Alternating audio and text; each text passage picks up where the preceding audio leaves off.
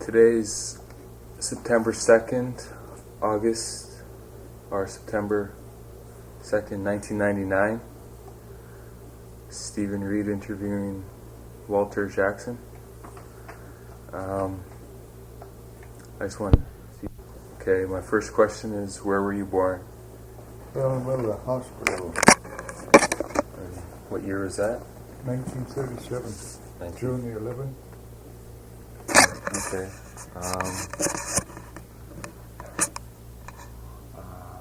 Where did you grow up? Residential school. It'd be 9 years. 9 years in the residential school? Yeah. Okay.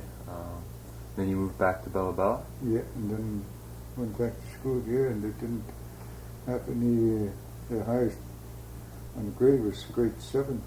So I had to just repeat grade 7 again. Holy. Huh, okay. And then, did you ever work in Cළgm too? No. Or, I mean, Namu. Yeah. Worked in Namu. I halibut fishing first, working halibut with my dad, halibut line, Okay. pulling by hand. When I was 14 years old. With fishing halibut. Yeah. Okay. Can you say your Indian name? Quakustis. Can you say it again? Quakustis. Quakustis? Yeah. You know what that means? It's the current town river. The channel? River No, channel?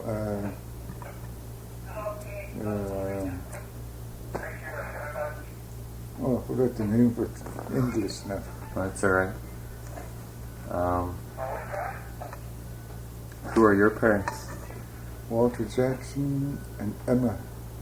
Emma. Yeah. Do you know her maiden name? And maiden name before she married, and dad was Lawson. Lawson. Walter's still over at the house, eh? Yeah. How old is he now? 87 and a half. Oh, okay. Do you know your parents' Indian names? No. Alright. So how many years again were you in residential school? 9? 9 years. Okay. And when did you start fishing? And, I was 14 years old. And then I went Gillnet and I went sailing on the Gillnet when I was 15. And then I went on the same boat after that. How old were you when you went on the same boat? 16. 16. For how many years? Oh, about 4 years I was in the Outer Bay. Then I bought a gill netter. You started fishing for yourself? Yeah. Fished with J.H. Todd. J.H. Todd? Yeah. On Rivers Inlet. Oh. Okay. Fishing's a lot better then, eh? Yeah. Fished all from Sunday till Friday. Huh. There wasn't openings like there is now, or was it different? It was open right till Sunday till Friday. Huh. And then started reducing, then it come down to Thursday, Sunday till Thursday. Huh. Alright. What do you think needs to be done to bring back the Celtic language? Keep teaching the young people instead of just letting them go. Yeah. If we don't teach them, we're just going to lose our heritage. Yeah, because right now they only teach a couple hours a day. Yeah. I think it needs to be more. Yeah, it's got to be more than just 2 hours a day. Alright. Could you, what are your brothers and sisters' names? My really brother was Jimmy. Jimmy. My sisters Lena and Phyllis. And my step brothers was Marie, Patsy, Annie, Sylvia. Sylvia Silver. Yeah. And my brothers was stepbrothers BJ, Joey, and Alec, and Edward. Huh. Were they in residential schools too? No. None of them? No. Huh. How come they weren't?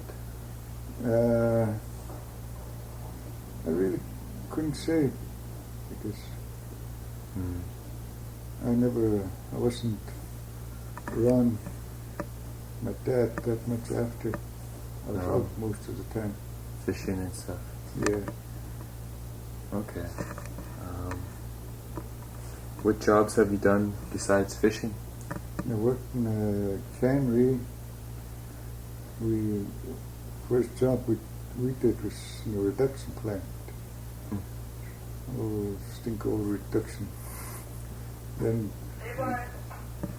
after that we were fixing the roof on the cannery, tarred it.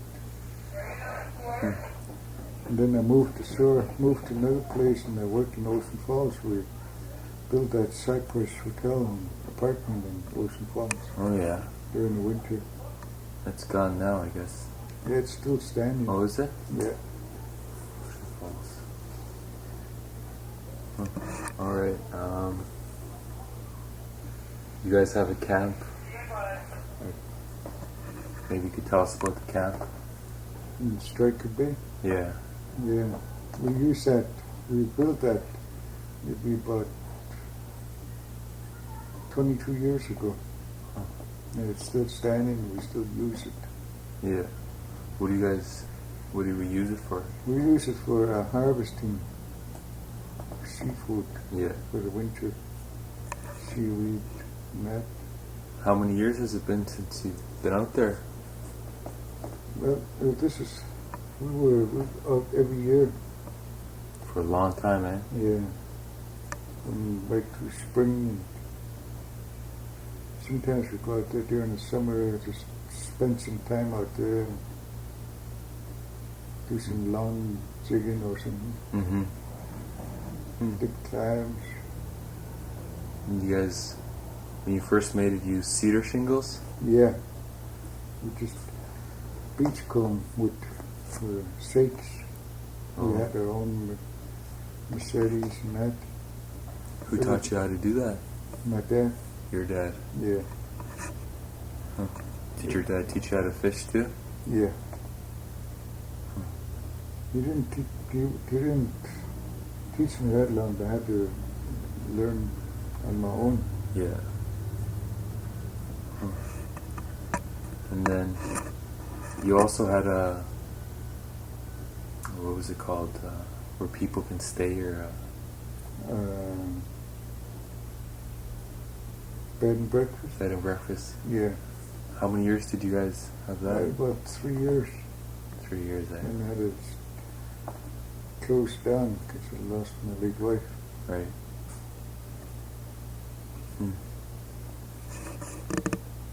Okay.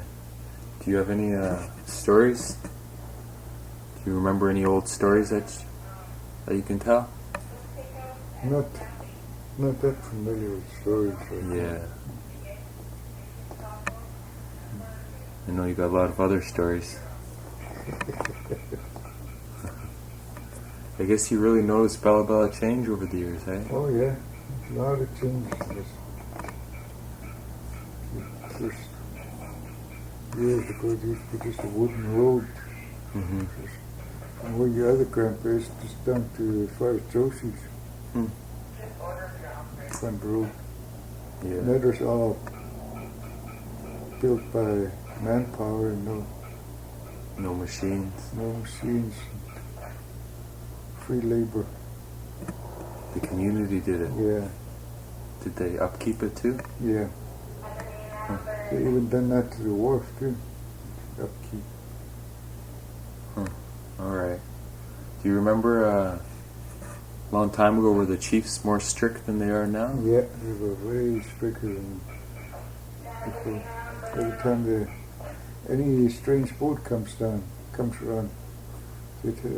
Chief Moody used to go down the wharf and chase them off at 6 o'clock, go anchor out. Because they weren't allowed here. And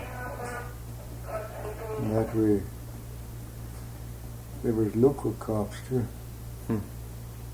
that kept the village, Yeah. walk the village and see if anybody's walking around after the lights go out. Right.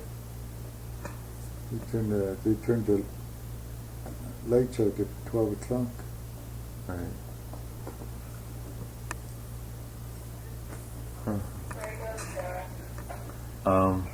My grandpa Fred was telling me that long time ago, before it was just a trading post here, and that's what brought all the people here.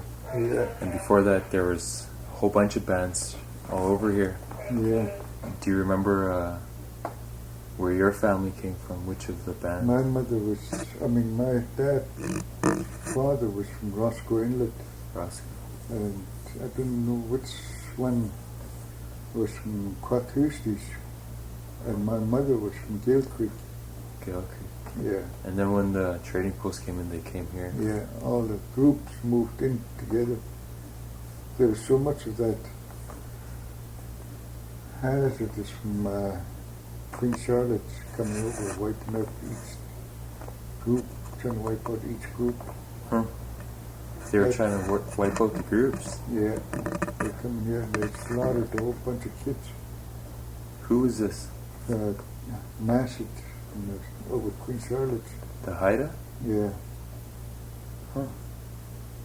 Until the whole coast got together and they went across and they were going to send the people from the mainland went up the woods.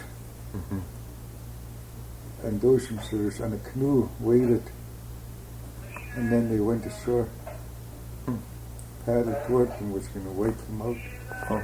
And there was already a whole group was behind the band that was up in Queen Charlotte. Oh. And when the chiefs seen all the canoes going in toward them, and they heard them guys behind them. That's where my dad told me about it. So did they attack here? They never attacked here again after that. The chief just threw down his weapon. Really? Across there.